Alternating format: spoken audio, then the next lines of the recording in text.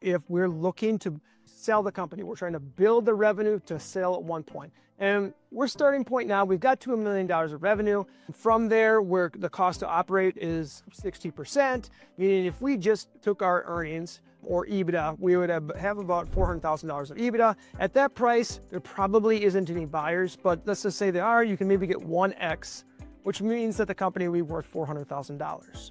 And you're like, all right, I want to stay in this much longer than that. I want to build it up to be a much bigger company. Now, I'm going to give a couple of variables that I'm trying to keep the numbers simple to make the math make sense. We're using that 60% margin or 60% cost to operate all the way down, and that includes everything.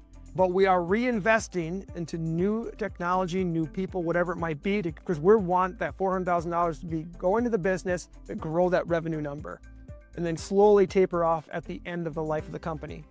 So a couple of assumptions is we're going to make the churn 0, and we're going to give ourselves a 1-to-1 return, meaning that the money does not fall off. And if we put $400,000 in, that will grow next year's revenue by $400,000. And I'm only doing that, like I said before, to keep the numbers easy. So if we want to set a goal of getting to $10 million of revenue and a $4 million of EBITDA, if we get to that point, then we know that there's a buyer out there that can be 5x. And I shouldn't say we know, but there is, in today's standards, there maybe is a buyer that will pay 5x that $4 million EBITDA number. Now, here's how it would work. So first off, how long would it take? And it would take about 8 years, not exactly, but about 8 years to get to that point. And the reason is kind of just simple compounding.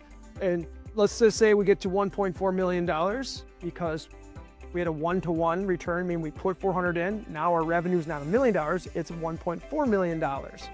And that we keep this 40%. 40% is what is the new revenue coming in, meaning 60% to operate, 40% left over. We have $560,000. So that 560 goes to 1.94 million, 40% again. Now we have 780. So it just keeps compounding. And if you look, just use an Excel spreadsheet, just check the compounding, it's about 8 years to be able to get to that number. Now, of course, businesses aren't going to work nearly as perfect as this, but just for illustration's sakes, if you're putting money in, your goal is to compound and grow earnings.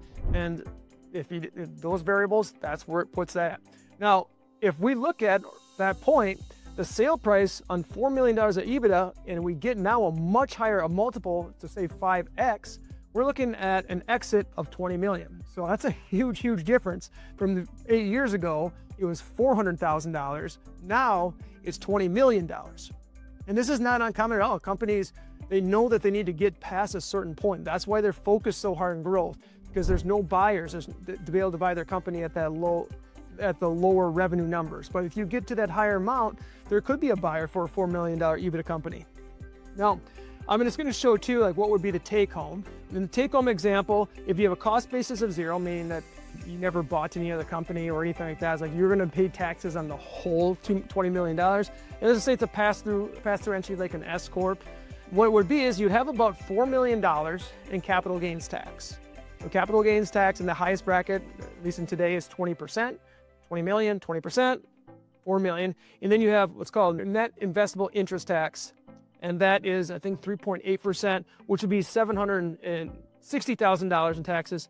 So your take home would be over 15 million. So it's not a horrible tax rate either when you sell, because there's a lot of other taxes that aren't bumping you into really high tax brackets. So it can be more favorable to grow your business and not have to pay as much taxes. Plus, if you are truly reinvesting the dollars back into your business wisely and you're doing to grow that revenue, the ultimate outcome is probably going to be much higher. But again, that's what the weights are, is like weighting what's the amount of risk you want to take, because in previous examples, like I showed, the dollars could go to 0. Like you put $400,000 is not guaranteed that you're going to get that rate of return. You have to be really smart about it.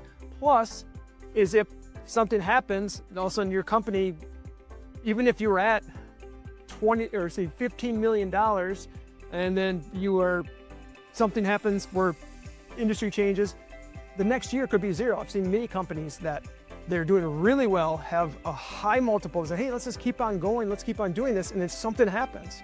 Because if that, like my example, if that $10 million all of a sudden drops down to $2 million, then all that was lost. You might still have some level. So it is kind of creating the right combination of example one, like this is how much you can take off to put in your own personal wealth. And example two, I want to build this up because I want to have a very profitable, but also a very valuable company that gives me options during the time that I may want to retire. So hopefully this is helpful.